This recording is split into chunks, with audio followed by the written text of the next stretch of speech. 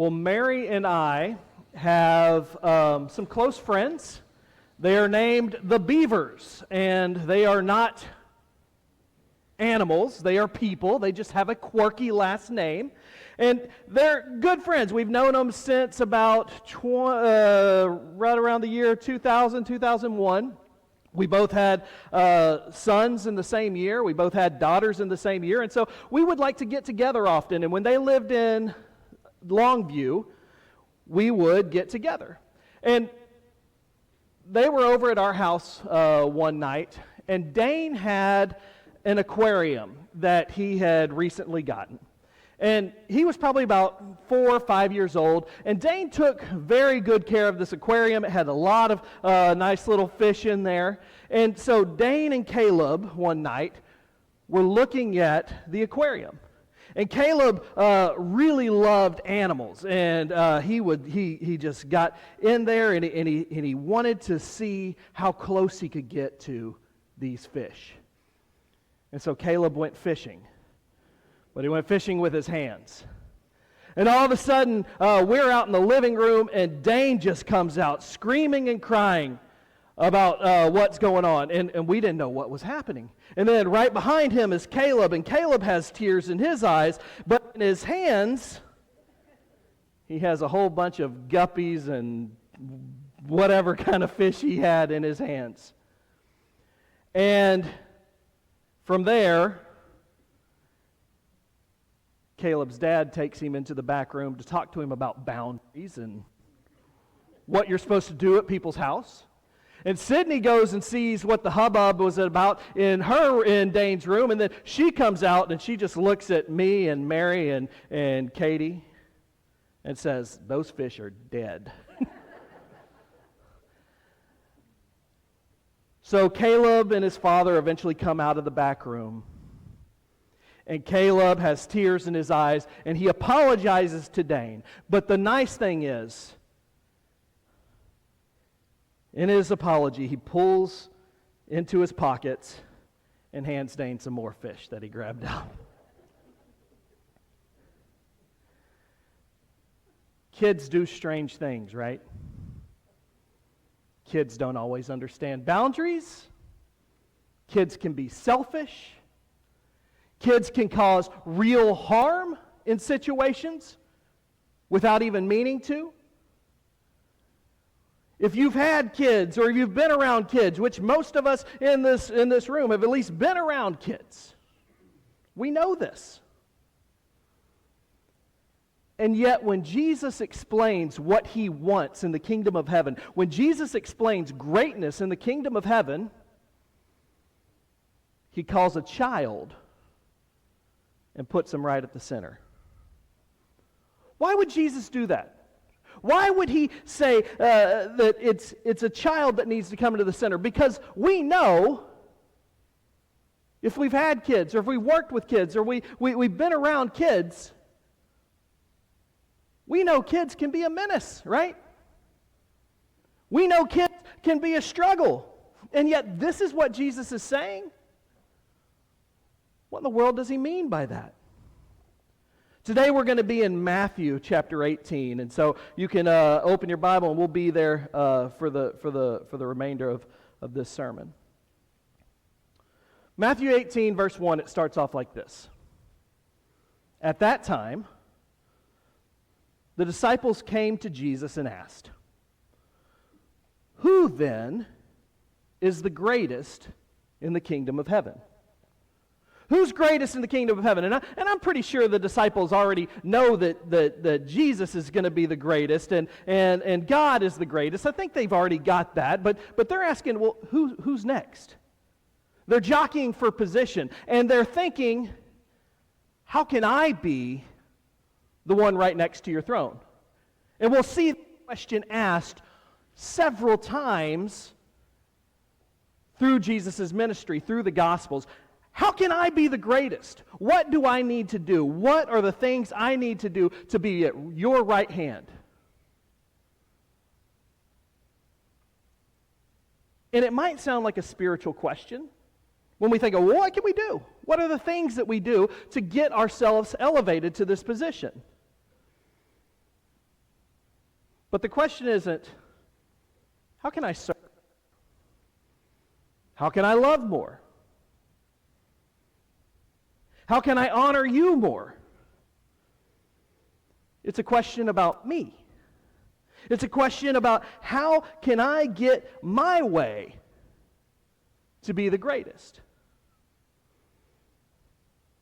I love pizza for multiple reasons, but pizza is a pretty neat thing because pizza was made to be shared, right? You don't really share a hamburger, but a pizza, everyone can have a slice. That's what it's made for. And this is what Jesus is trying to change the thinking of his apostles and us today. That a question like, who is the greatest? How can I be the greatest? Can I sit at your right hand? That's a question that's very human, and it's shaped by our own self-interest. Rather than being shaped by communion, being shaped by time together. That's why it's a blessing to come to church together and not just online virtually. Because we were meant to live life together. That's why we have communion every week. Because we're meant to remember the Lord together. We're meant to experience Jesus' death, burial, and resurrection together. But society often tells us, well, it's about you. It's about me. And look at this, as Jesus is trying to get the disciples to think differently, as Jesus is constantly telling them what he's going to do, and he's going to be sacrificed, the disciples are still thinking about their status, their position in this world. What's best for me? And so that's when Jesus doesn't just answer them, but he shows them. In verse 2 he says, he called a little child to him, placed the child among them, and he said, truly I tell you, unless you change and become like little children, you'll never enter the kingdom of heaven. Therefore, whoever takes the lowly position of this child is the greatest in the kingdom of heaven.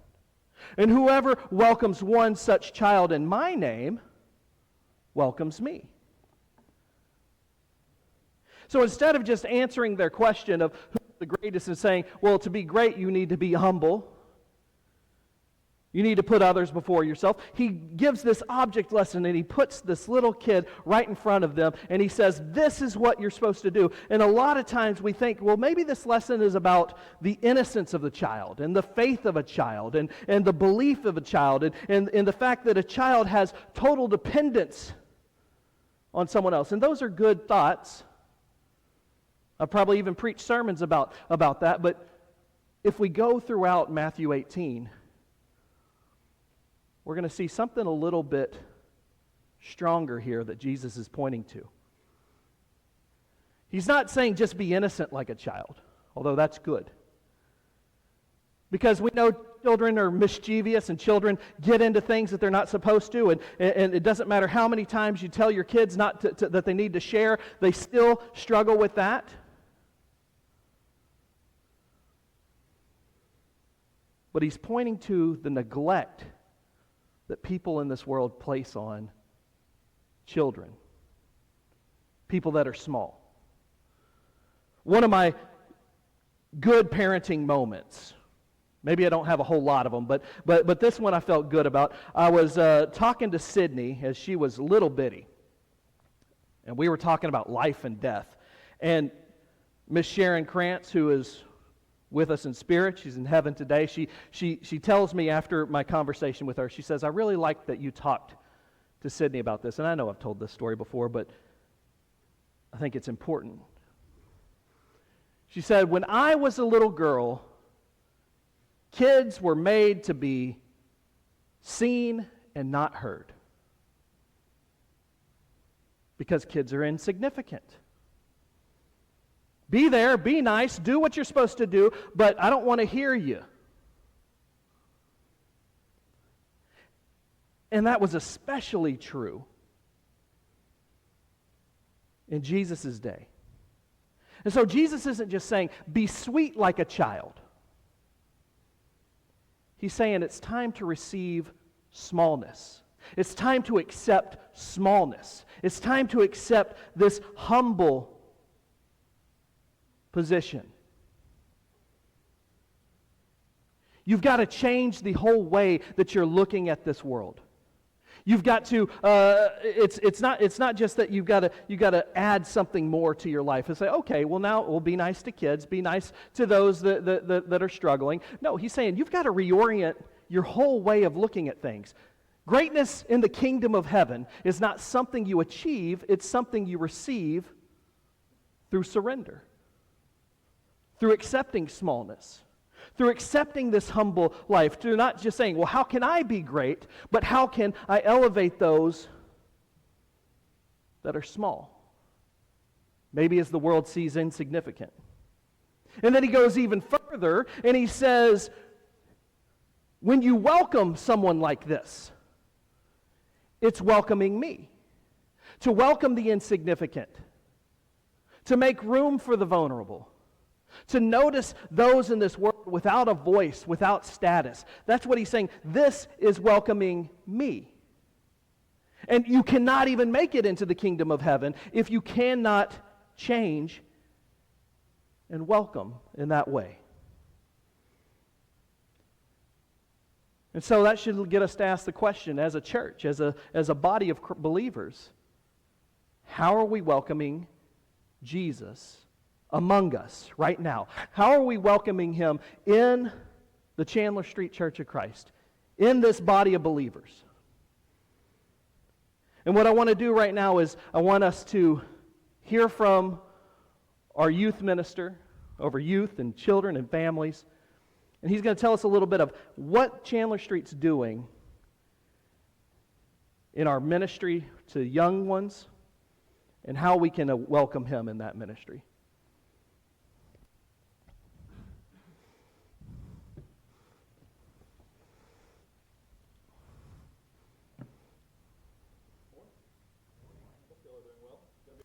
Thought I was doing this after, so I have my notes, but I was not clearly prepared to do it right now. I want to start with kind of where we're at right now, just to kind of see where we're starting from. I think the youth is in a pretty good spot. I think I kind of want to brag on them for a little bit. I don't know if you know, we've done a lot of like service in Tyler this past year, and I'm very proud of how they've committed to that. I've always wanted them that to be something that they enjoy doing and something that they prioritize, not just while they're here, but also if they go off somewhere else to college or different church, wherever they might be. I hope that's something that they commit to, and they have so far this past year, and I'm really proud of them for that. And I'm really proud of how they've included everybody, included everyone that's walked through the door. There could be someone they've never met before and be like, hey, how are you? You know, something simple like that. And I think they've done a really good job of that, and I'm very proud of how they've done that. But I do have a couple goals, a couple things that I want to do a better job at this coming year.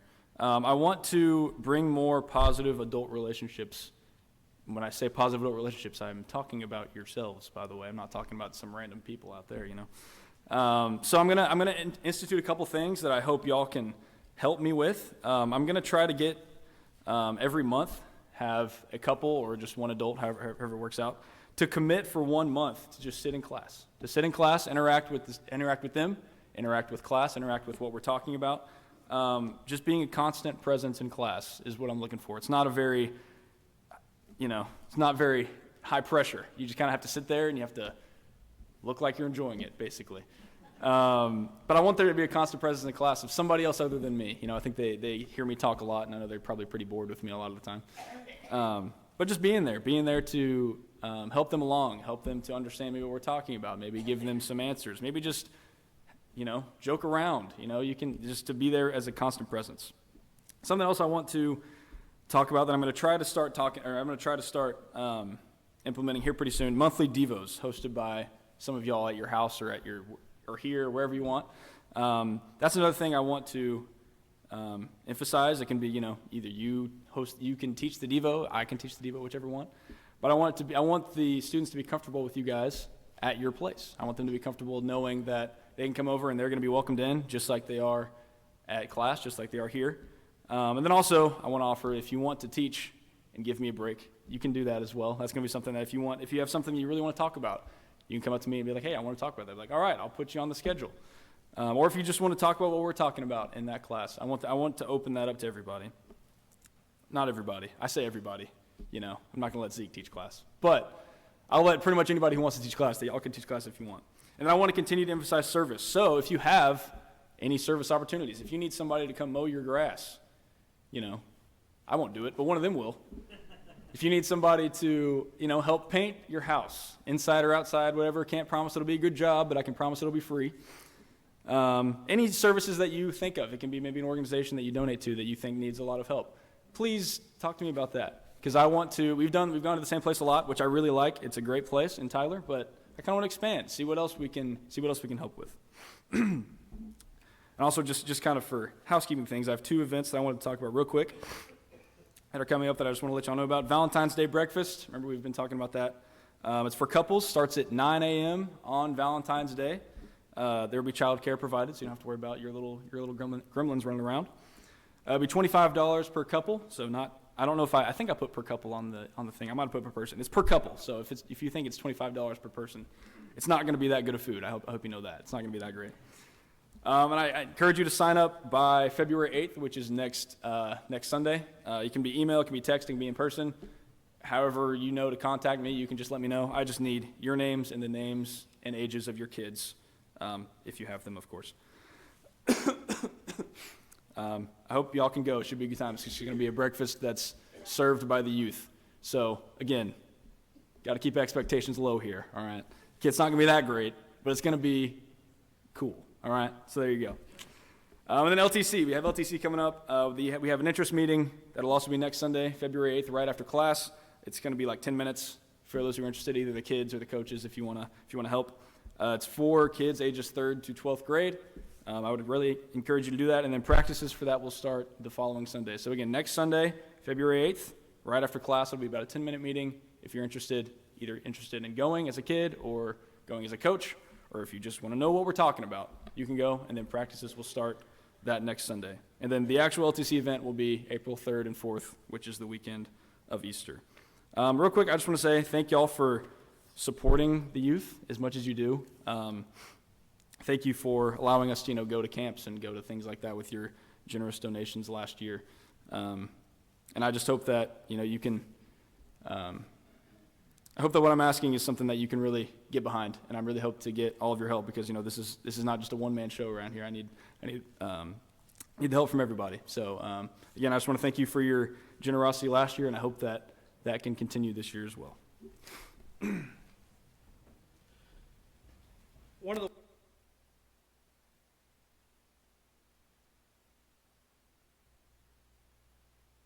that is part of it, but it's the spaces that we use and the things that we have, and we want to make sure that our space reflects our caring for who's in this room. And so now we're going to talk something a little more practical of some of the facility improvements that we are doing at Chandler Street.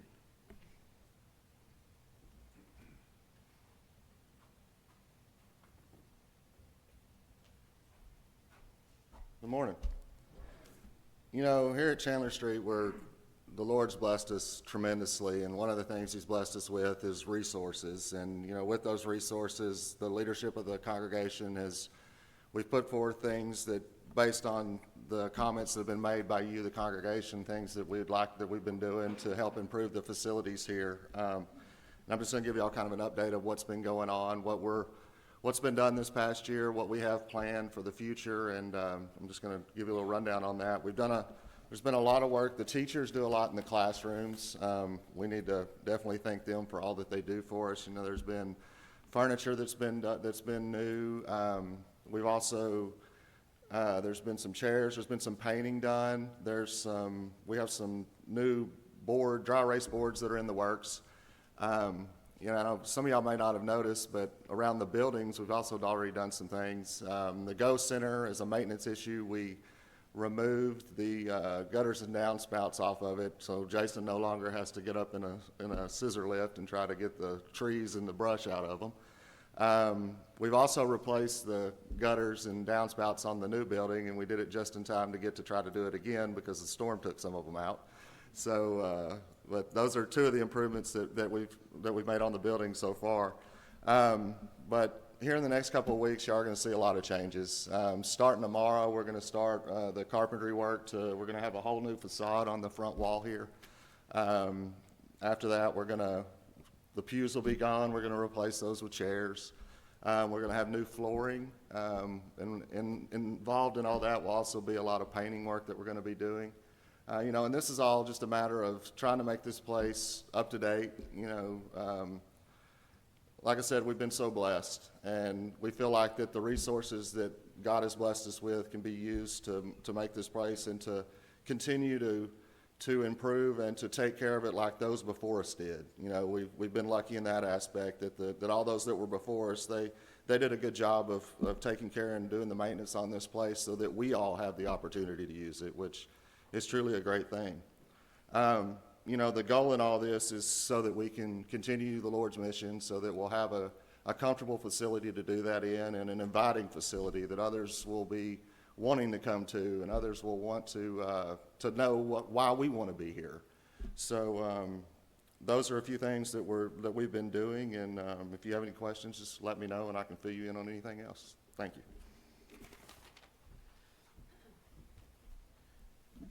Improving the looks of a building and the comfort of a building is wonderful, and I think it's necessary, and we've got to continue to be good stewards of what God's given us. But just making those changes isn't going to build a church or grow a church. And so we also are working on our outreach and our connections with others. So Eric's going to tell us a little bit about what's going on with our outreach and connections.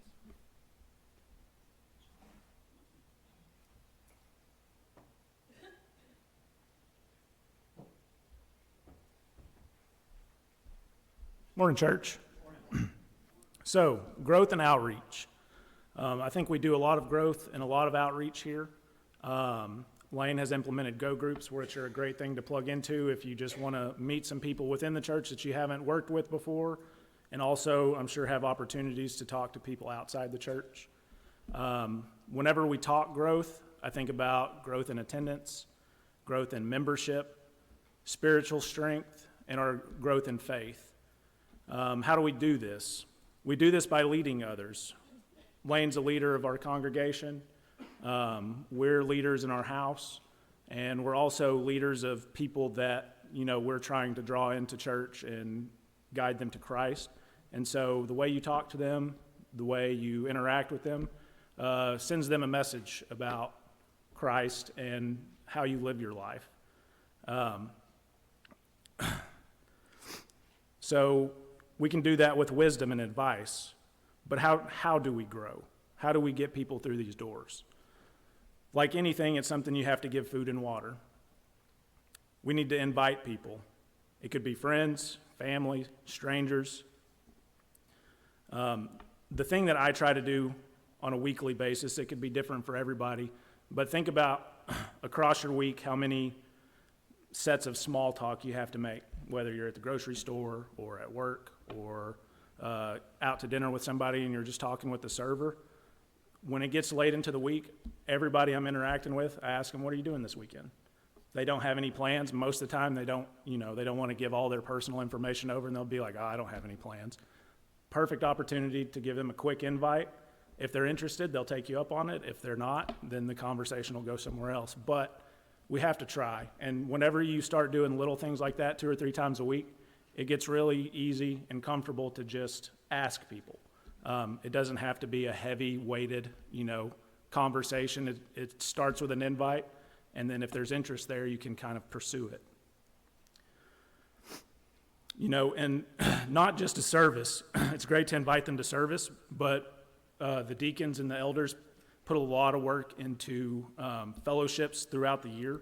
I think we have at least 12. We do at least one a month. Just to name a few that are easy invites, the chili and bundt cake cook-off, we have that coming up next month, or I guess this month. The neighborhood picnic is a big one. Watermelon, trunks or treats, Thanksgiving, Christmas with Santa. All of those are super, super easy asks to get people through the doors. Last year, I got 5 grown men from work to come to the chili and bundt cake social, and all I had to say was there's more chili and cake than you can eat, and I didn't have to sell them any more on that. It's your job, and it's my job to get new people here through the doors. They have to choose whether they stay or not, but we can at least get them here.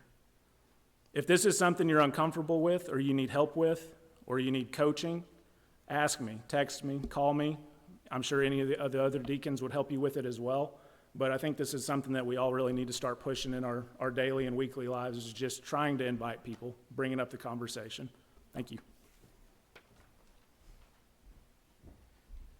What you've heard is not just ministry updates. This is part of what the church we're hoping to become, the church that we're hoping to form, and what we're wanting in our lives to form. And I want us to see what Jesus is moving from children to the next step. And if you go to Matthew chapter 18, verse 6, it reads like this. If anyone causes one of these little ones, those who believe in me, to stumble, it'd be better for them to have a large millstone hung around their neck and to be drowned in the depths of the sea. Woe to the world because of such things that cause people to stumble. Such things must come, but woe to the person whom they come. If you're when he's talking about this, when he's talking about causing someone to stumble, our minds think of just the worst. What's the worst you could do to kids? And that's obviously that is something that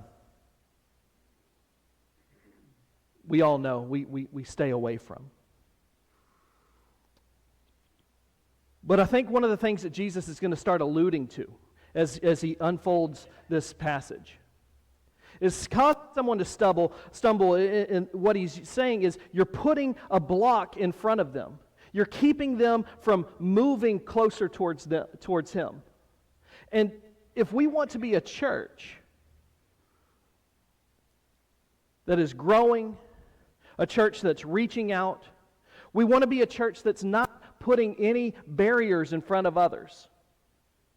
And it's not that we're saying, well, I'm not going to be a Sunday school teacher because I don't want to teach a boring lesson. That's not the barrier it's talking about.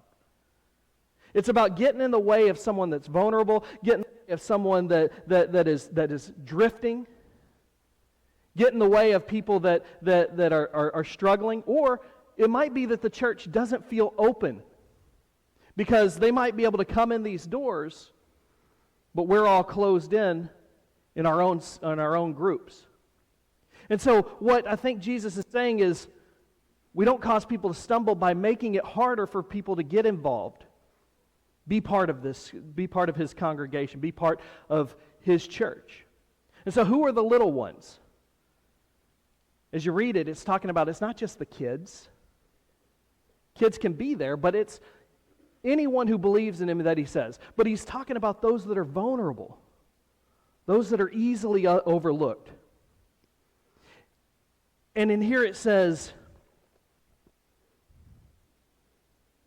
in verse 10, see that you do not despise one of these little ones. For I tell you that there are angels in heaven that always see the face of my Father in heaven. When he uses the word despise, I think when I think of despise, it seems to be like something hateful towards someone. But realistically, that word despise, if you look it up, it means neglect. It means to look down on. It means that this person isn't worth my time. And so that's why Jesus starts to go into a parable right after that. And in this parable, he talks about going after a lost sheep. In verse 12 it says, what do you think if a man owns 100 sheep and one of them wanders away? Will he not leave the 99 and go in the hills and look for the one that's wandered off? And if he finds it, truly I tell you, he's happier about the one sheep than about the 99 that did not wander off. In the same way, your Father in heaven is not willing that any of these little ones should perish. So look at what Jesus is saying here. I had a Bible when I was a kid, and I think that picture that you see up here is on that Bible of Jesus holding the little sheep. And this isn't a lesson about just this cute little sheep that Jesus goes after to find. This nice little lamb that he's going to bring back. This lesson is that this shepherd totally disrupts the system. Why would you go after the little sheep when you have 99 here? Because Jesus says how important it is that we look after those that are struggling. And so, a church that he wants us to build is a church that can be kind of messy. It's a church that can have some conflict, because whenever you're really in each other's lives, when you truly want to run after somebody that has problems, that's drifting away, whatever the case might be, you're going to come into conflicts. And look what he says in these conflicts. He says, if your brother or sister sins, go and point out their fault, just between the two of you. If they listen to you, you've won them over. But if they do not listen, take one or two others along, so that every matter may be established by testimony of 2 or 3 witnesses. And if they still refuse to listen, tell it to the church. If they refuse to listen to the church, treat them as you would a pagan or a tax collector. And what Jesus is doing is, he's not saying that this is how we punish people. He's saying this is how we resolve problems. This is how we try to become part of each other's life. If we do have a disagreement, we don't just let them leave. We work it out. And then in the end, he gives a promise when the church comes together. He says in verse 19, again, I truly tell you that if 2 of you on earth agree about anything they ask for, it will be done for them by my Father in heaven. For where 2 or 3 gather in my name, there I am with them. So the church is called to look for those that are overlooked. The church is called to go after those that are drifting. The church is called to be open, to see those that are small. And how this all applies today is a day when we sit and we talk about how we can be a church that honors God. How we can plan to be a church that reaches out to those in need. And when we talk about these things, one of the things that people have is we like to default to the who is the greatest. We want to say, well, this is what I would want because in this world, I'm the greatest. And we all have preferences. Every one of us, I have preferences of what I would want. Longer sermons, shorter sermons, different songs. All of these things are fine. We all have preferences. But when it gets to my preference matters more than anyone else's here, we might have missed the point. And so Jesus invites us as we look into planning what this church can become. He invites us to start asking better questions. What will help reach those that are drifting? What will help welcome those that are on the edges, on the margins? What will help people that feel insignificant and not seen? What will help us become the kind of community God's calling us into being here in Kilgore right now? I think these are the questions that Jesus wants us to start asking. Not just, what is my preference? Those are fine. But how can we reach out and grow? This year, we're doing this theme, formed by the flow, formed by Jesus. And that's part of it, is looking out to the needs of others before the needs of ourselves. That's part of what formation is. That's part of what becoming a disciple is. Not just, this is what I want. This is what we should be looking out for. If you're ever on Facebook and you read every other week, someone puts on there, I'm looking for a church that does this and this and this. And for a young person that's looking to find God, that's a fine question to ask. But as we mature, we shouldn't be asking, what will the church do for me here and here and here? A mature Christian starts saying, what can I do for the church here? What can I do for God here? Who can I reach out for here? That takes maturity, that takes growth, that takes formation. And that's what I want us to be, a church that pushes away from what the world does and moves to how we can be a church that sees those that are vulnerable, sees the neglected, not just sees the me, but sees communion in the body. But the first part of being formed is by giving your life to Christ. And if you haven't ever done that, you can be baptized into Him today. Your sins washed away. I felt the water. The water's actually warm, even though it's been a very cold building. The heater's done its job. And that's available for you today. Or if you just need prayers of the church, please come while we stand and sing.